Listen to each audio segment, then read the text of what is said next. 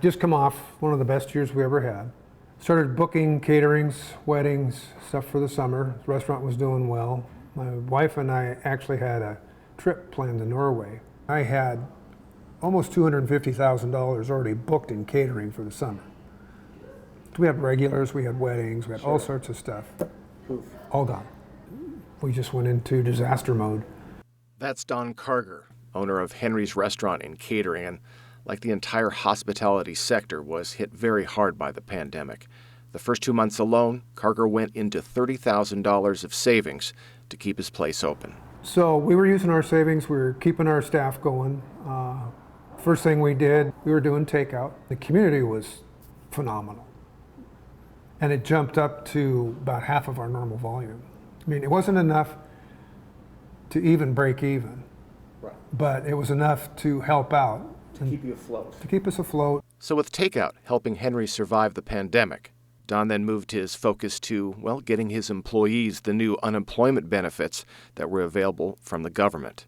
He took care of that, then his focus went to PPP loans, also from the government. So we went 2.5 months using our money, and then that kicked in, and that was a huge lifeline.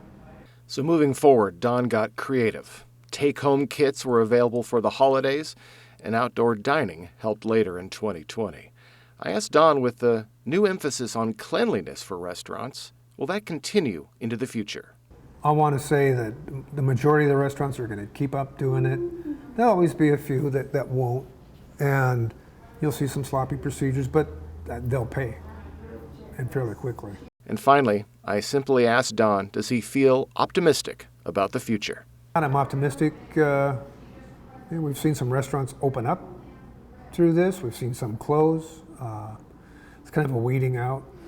I don't like to say that, but it's sad for anybody to go out of business. But the people that did well through this were the people who were creative with their marketing, with the programs, how they did business. It was just reinventing everything that we ever thought about our business.